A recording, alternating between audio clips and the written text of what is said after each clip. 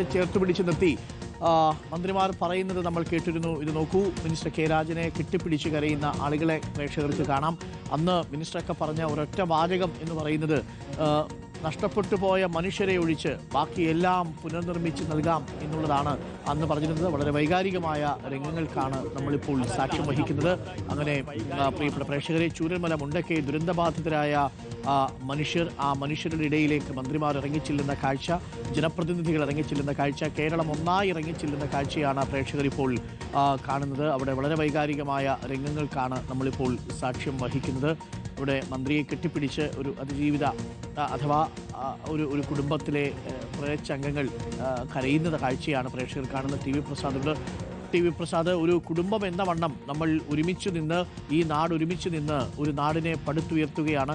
കണ്ണീരിനടിയിൽ ഊറിക്കൂടിയ പുഞ്ചിരി എന്നൊക്കെ നമ്മൾ പറയുന്നത് പോലെ വളരെ വൈകാരികമായ രംഗത്തിലാണ്. ഇതാണ് അതിൻ്റെ ആകാശ കാഴ്ച. മനോഹരമായ ഒരു ടൗൺഷിപ്പാണ് ഇപ്പോൾ ഒരുങ്ങുന്നത്. ഇതിൻ്റെ ആദ്യഘട്ടത്തിലാണ് 178 വീടുകൾ. പൂർണ്ണമായിട്ടും നിർമ്മാണ പ്രവൃത്തികൾ പൂർത്തിയായിട്ടില്ല. ഇനി വരും ദിവസങ്ങൾ കൂടി എടുക്കും. മഞ്ഞണിഞ്ഞ് നിൽക്കുന്ന കൽപ്പറ്റയിലെ മനോഹരമായ, അതായത് ദേശീയപാതയോട് ചേർന്ന് കൽപ്പറ്റ നഗരത്തിനോട് തൊട്ടടുത്ത് 7 സെന്റ് സ്ഥലം, അതിനോട് ഒപ്പമുള്ള വീട്, ആ വീട് നിർമ്മിച്ചിരിക്കുന്നത് അത്യാധുനിക സംവിധാനങ്ങളോട് കൂടിയാണ്. ഏതൊരു പ്രകൃതിക്ഷോഭത്തെയും തടയത്തക്ക രീതിയിലുള്ള സംവിധാനവും ക്രമീകരണവുമാണ് ആ വീട്ടിൽ ഒരുക്കിയിരിക്കുന്നത്. അതിനുള്ള സജ്ജീകരണങ്ങളാണുള്ളത്. മനോഹരമായ ഇടമാണ് പ്രേക്ഷകർ കാണുന്നത്. പ്രേക്ഷകർക്ക് കാണാം, ചില വീടുകളൊക്കെ നിർമ്മിച്ചു വരുന്നതേ ഉള്ളൂ. അത് 2ാം ഘട്ടത്തിൽ കൊടുക്കേണ്ട വീടാണ്. ഏകദേശം ഒരു 11 കിലോമീറ്റർ ഈ ടൗൺഷിപ്പിലൂടെ നമുക്ക് നടക്കാം. ഇത് നേരത്തെ നിർമ്മാണ പ്രവർത്തനം നടന്നുകൊണ്ടിരിക്കുന്ന സമയത്തുള്ള ദൃശ്യങ്ങളാണ്.